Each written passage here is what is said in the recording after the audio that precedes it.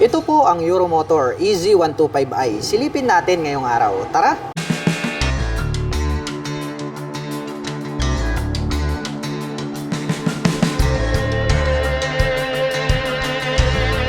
Ito po ang Euromotor EZ125. Ang bangis din po pala ng kanyang dating para po siyang pinaghalong M3 at Beat.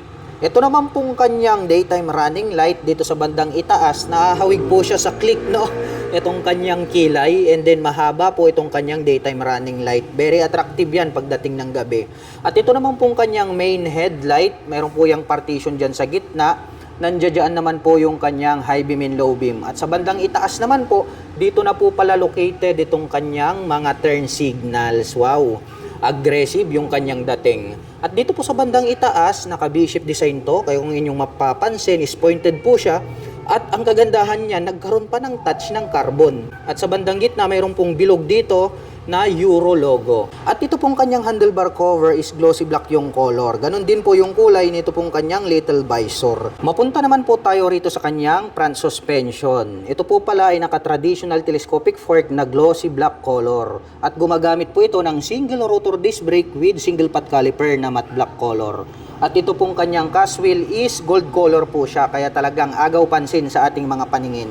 At ang sukat naman po ng kanyang gulong rito po sa bandang harapan, ito po ay mayroong sukat na 70 by 90-14. At ang brand po ng kanyang stock tires is Wanda. At ito po ay pang city riding condition. Silipin naman po natin ito pong kanyang side profile. Maangas din yung kanyang dating, no? Nagkaroon po siya rito ng palikpik, and then may pins po rito na white color. Makikita naman natin ito pong kanyang decal na Euromotor 125. Combination po yan ng gray, black at white color. Silipin naman po natin ito pong kanyang fully digital meter panel display. Para po siyang diamond type. LED na yan, of course. And then pagdating naman po rito sa kanyang mga button selectors, mayroon po tayo rito ng high beam and low beam, turn signal selector at ang kanyang horn. Habang dito naman po sa kabila, mayroon pong on and off itong kanyang headlight at ang kanyang electric starter. Ito naman pong kanyang mga brake levers is black color. At mayroon na din po pala itong park brake lock. Dumako naman tayo rito sa kanyang ignition. Ito po ay gumagamit ng mechanical key. Mayroon na din po siya ritong shutter lock key for safety purposes para hindi po siya basta-basta manakaw. Mayroon po pala siya ritong maliit na pocket, no? Pwede nating paglagyan ng coins. Habang dito naman po sa kabila, open po ito at mas maluwag. Pwede tayong maglagay rito ng mobile phones. At napansin ko lang, mayroon na din po pala itong built-in na USB charging port. So gagamit na lang po tayo rito ng USB cable, ay makakapag-recharge na po tayo ng ating dalang mga mobile phones at gadgets. At mayroon naman po pala siyang integrated na utility hook dito sa bandang gitna. At ito pong kanyang gulay board is maluwag din po siya. Meron po siyang rubber cover on top na anti-slip, kaya di ka dudulas dito. Sukatin naman natin para malaman natin kung gaano nga ba kaluwag ito pong kanyang gulay board. Ayan, maluwag naman po siya. Baba muna tayo.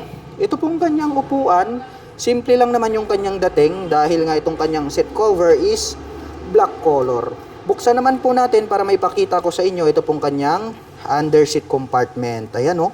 Maluwag din po pala itong kanyang under seat compartment. Madami din po tayong mailalagay dito ng mga personal belongings. Dito po pala located yung kanyang battery. So mataas po yung kanyang position, no? Kaya pag tag-ulan dito sa Pilipinas ay pwede nating ilusong. At dito naman po located itong kanyang fuel tank. At mayroon naman po itong fuel tank capacity na 6.5 liters. At mayroon naman po itong fuel consumption na 50 km per liter. Nakadepende pa rin yan sa throttle hobby ng rider. Mapunta naman po tayo dito po sa kanyang side profile. May makikita po tayo rito na capital letter na E and Z, which is yung kanyang model name in white color. And then may 125i in red color na decal. Dito po pala sa bandang harapan, dito sa ibaba ng kanyang upuan, nagkaroon po pala ng touch ng carbon. Ito pong parang arrow design na yan. May pins po rito na naka-emboss. At glossy black naman po ito pong kanyang pairings dito sa kanyang side profile. At dito po pala sa bandang likuran, nagkaroon pa pala ng touch ng carbon hanggang dito po sa top cover nito pong kanyang tail light. Astig din talaga yung kanyang dating. At ito pong kanyang handlebar cover is silver color po siya. At ito naman pong kanyang pillion step para sa ating back rider Chrome color po siya, not fadable po yan. At ngayon naman po ay susubukan nating sakyan ito pong Euromotor EZ125i para maipakita ko sa inyo kung gaano nga ba ito kataas. By the way, mga ka-LM, para po sa mga magtatanong, ang aking height is just around 5'6".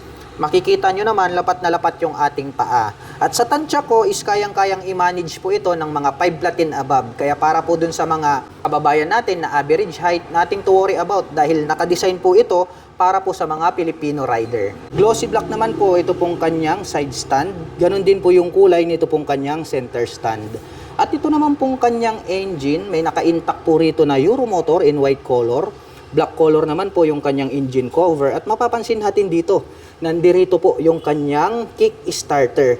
So yun ang kagandahan sa model na to, no? Kasi nga, mayroon pa po siyang built-in na kick starter. Bukod dyan, mayroon pa po siyang electric starter. So, dual option. Pwede nyo po siyang paganahin or paandarin through kick starter or di kaya electric starter. Ito naman pong kanyang airbox cover is black color. At gumagamit po pala ito ng single shock absorber para po dito sa kanyang rear suspension. At ang kanya naman pong preno dito sa likuran, ito po pala ay equipped with mechanical trailing or yung tinatawag po nila na drum brake. Talagang nangingibabaw yung kulay po nito pong kanyang cast wheel dahil nga ito ay gold color. Silipin naman po natin yung sukat ng kanyang gulong rito po sa bandang likuran. Ito po ay mayroong sukat na 80 by 90-14. Mapunta naman po tayo rito sa bandang itaas. Tignan naman natin ito pong kanyang taillight. Matulis din po pala yung pagkakadesign nitong kanyang taillight at maporma. Dahil nga po, dito sa bandang gitna, nandirito po ito pong kanyang split na daytime running light. At yung brake light niya nandirito sa bandang ibaba. Bukod dyan, included na po pala rito yung kanyang mga turn signals. LED na rin po siya. Yun ang kagandahan yan. May added light reflector dito sa gitna. At ito pong kanyang rear fender, ang kanyang nagsisilbing plate holder. At ito naman pong kanyang stock pipe, maangas din, no? Ito pong kanyang head protection guard, nagkaroon pa ng touch ng carbon. At mayroon naman po itong single exhaust. Ito, carbon finish din po ito, itong side profile na to hanggang dito sa top. Nakaterno pa yan dito po sa kanyang head protection guard. At ito naman pong kanyang cooling system, ito po ay matte black color, itong kanyang pan cover. At ito po pala ay equipped with air cooled. So saktong-sakto lang, no? Pang daily riding condition. Kaya pag naghahanap po kayo ng pang service, maganda ang kanyang body and design at very attractive din sa gitna ng daan. Highly recommended po ito pong kanilang Euromotor EZ125i. At dagdag ko lang pala, naka-IF-I na po ito. Kaya maaasahan din po natin na matipid na rin po siya sa pagkonsumo ng gasolina. At pag-usapan naman po natin ang kanyang engine specifications. Ang Euromotor EZ ay mayroon po itong 125 cubic centimeter engine displacement. Naka single cylinder, single overhead cam, 4-stroke with 2 valve. At nakakapag-provide naman po ito ng maximum power na 6.5 kilowatt at 7,500 RPM. Habang nakakapagbigay naman po ito ng maximum torque na 9.5 Nm at 6,000 RPM. At ang bigat naman po ng scooter na ito ay mayroong kabuuang bigat na 95 kilograms. At ang presyo po ng Euromotor EZ125i ay nagkakahalaga po ito ng 68,900 pesos. At kung balak mo naman pong kumuha ng hulugan, ay kailangan mo lang pong mag-down payment ng 3,500 pesos. At mayroon naman po itong 3,315 pesos sa loob po yan ng 3 taon. At para naman po sa mga nakapanood ng video na ito at interesado pong maglabas ng Euromotor EZ125i, ay maaari nyo po silang puntahan at bisitahin. Dito lamang po yan sa Mitsukushi, Nankayasan, Ordaneta, Pangasinan.